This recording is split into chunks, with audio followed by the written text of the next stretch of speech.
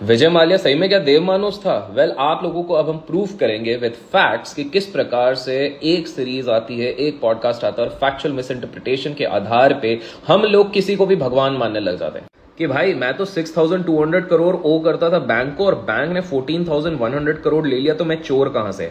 पहली चीज, ये 6,200 करोड़ रुपीस विजय माल्या ने खुद ने आके नहीं दिए थे, ये सीज किए गए थे। सीज कब किया जाता है? जब सामने वाला देश छोड़ के भाग जाए या पैसे नहीं देता है, उस समय पे सीजर किया जाता है। और याद रखिए, ये 6,200 ये 9,000 करोड़ के ऊपर है, बिकॉज आप जब बैंक से पैसा लेते हो तो सिर्फ प्रिंसिपल अमाउंट नहीं देना पड़ता, आपको बस ड्यूज देने पड़ते हैं, इंटरेस्ट देने पड़ते हैं, पेनल्टीज देने पड़ते हैं। कि भाई मैंने तो खुद ने 3,000 करोड़ रुपए किंगफिशर को बचाने में लगाए थे। Again false misinterpretation. आप लोगों को बता दो, ये पब्लिक नोटिस में है कि कंपनी ने शेल अकाउंट्स में अपने पैसे डाइवर्ट किए थे। इनफैक्ट अगर भारतीय कोर्ट की ना मानो तो यूके कोर्ट की मान लो। यूके कोर्ट में तो वर्डिक्ट पास हुआ था कि भाई इन लोगों ने एविडेंस को मिस इंटरप्रेट किया था विजय माल्या ने, कि यार मैंने तो बैंक्स को 4 बार डील भी दिया था कि पैसे ले लो, लेकिन वो रिजेक्ट करते हैं। तो भैया फैक्ट ये है कि भाई आपने बैंक को ऑफर किया था 4,400 करोड़, किसके अगेंस्ट में? बैंक मांग रहे थे 9,000 करोड़ प्लस जितने ड्यूज एंड पेनल्टीज हैं, जो करीब करीब 13,000-14,000 करोड़ के आसपास होते हैं।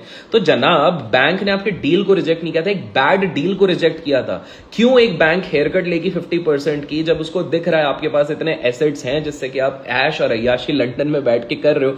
फिर ये भाई साहब कहते हैं कि भैया मैं इंडिया छोड़ के भागा नहीं, मैं तो एक रूटीन विजिट पे गया था, 180 दिन वाला जो उन्होंने पूरा आंकड़ा बताया था। जनाब, एक दिन पहले आपके धनाधन सूटकेस बंद हो रहे हैं 6 से 7, जिसमें धनाधन पैसे भरे जा रहे हैं। कोई भी ऐसे वेकेशन मनाने के लिए इतना सारा पैसा लेके नहीं जाता, कितना भी बड़ा इंसान हो जाए। नेक्स्ट चीज ये कहते हैं कि भैया जब बैंक्स ने पैसे रिकवर कर लिए हैं तो फिर मैंने फ्रॉड कैसे किया? देखिए, फ्रॉड इसके लिए नहीं कहा जा रहा कि भाई पैसे रिकवर कर दिए गए। भाई 3 चीजें हैं। पहला, आपने फ्रॉडुलेंट तरीके से लोन को एक्वायर किया। दूसरा, आपने पब्लिक फंड्स का मिसयूज किया।